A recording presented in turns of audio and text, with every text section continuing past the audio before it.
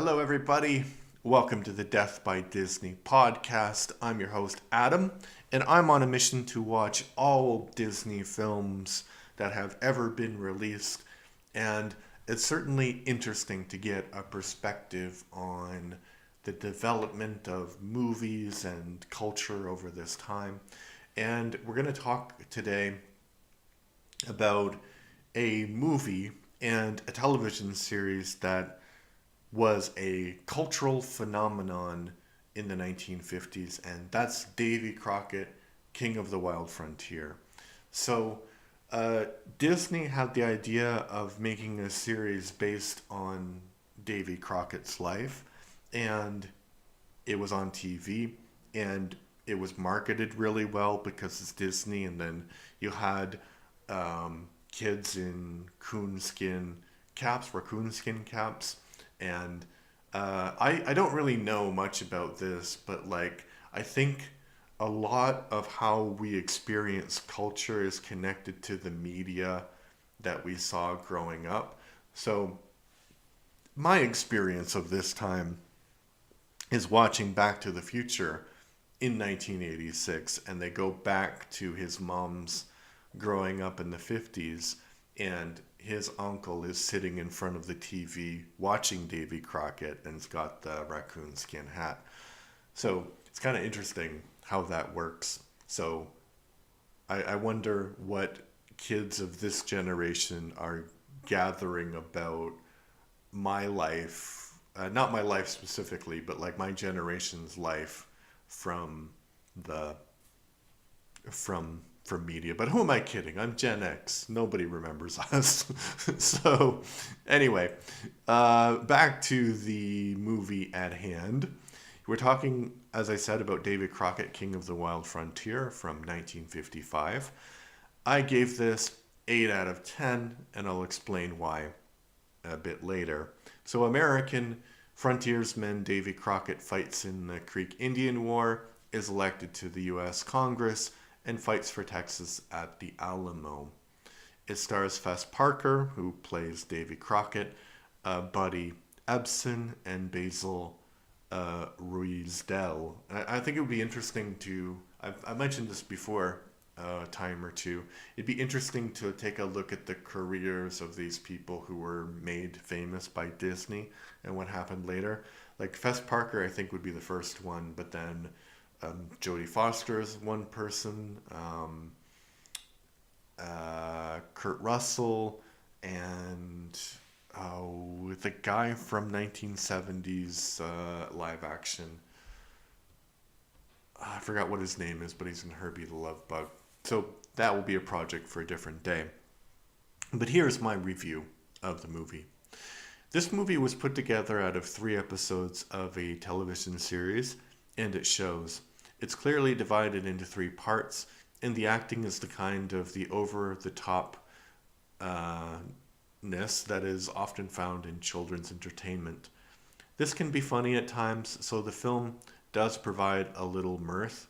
While its depictions of the Creek people are horribly racist, it manages to do a far better job with this issue than does Peter Pan, which came out around the same time. This is rooted in the fact that Crockett, for his time, was progressive when it came to relations with the native people of North America. He vehemently opposed the Indian Removal Acts put forward by Andrew Jackson. This was a policy of ethnic cleansing, so removing the natives just so the white settlers could have good land. But that was wildly popular at the time, and Crockett's opposition to it led to the end of his political career. He decided to go to Texas, where he was killed in the Alamo. The movie sticks very closely to real history for most of the plot. Should you watch it?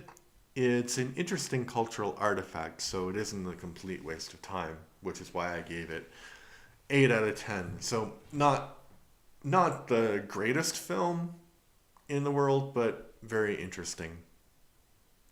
Yeah, there isn't much trivia that I would want to share with you, not that it's a secret, but I think the most interesting bit of trivia is the fact that Walt Disney knew that he was going to make this into a movie, but he made it for television.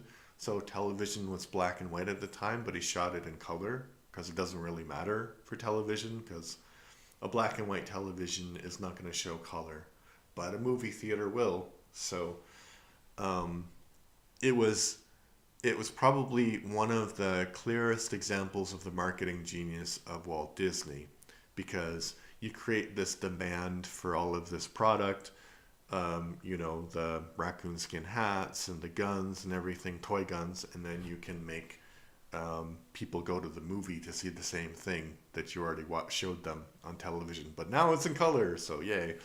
Kind of interesting.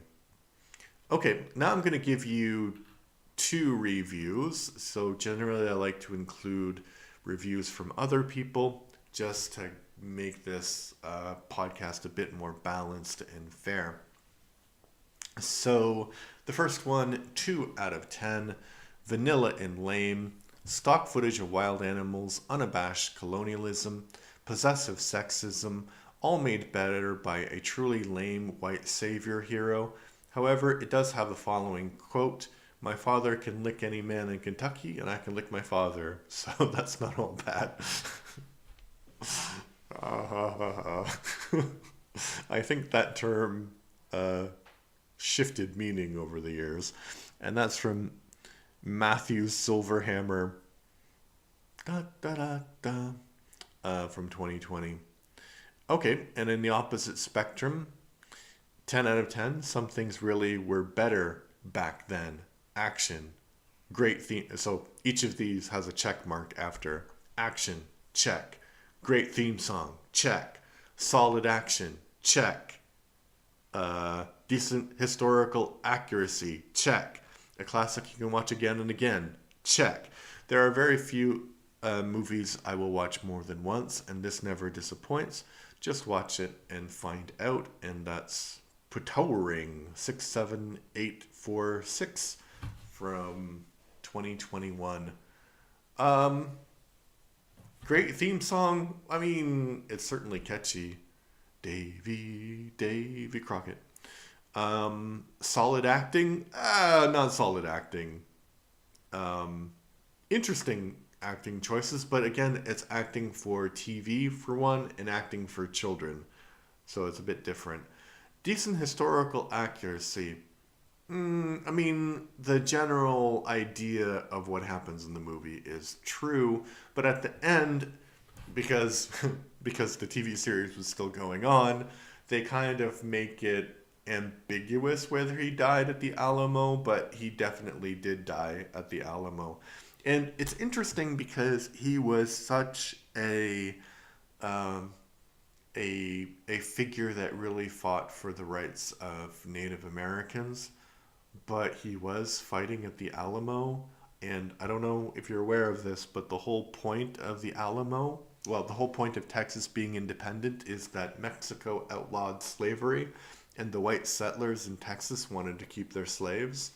So, yeah, interesting. So I think that he didn't really think about the slavery issue. He was more like, yes, these people in Texas are being assaulted by the Mexicans, and I'm gonna be a man of action and do something about it. But yeah, he definitely died in the Alamo. A classic you can watch again and again. I don't know. I don't think that I will watch this again, but maybe. You do you. If you want to watch it more than once, it's a perfectly acceptable movie to watch more than once. Have you seen Davy Crockett, King of the Wild Frontier? If you have, please drop a line in the comments. If you haven't, if you really loved the movie, tell me what you loved about it. If you really hated the movie, tell me what you hated about it. And tell me what movie I should watch next.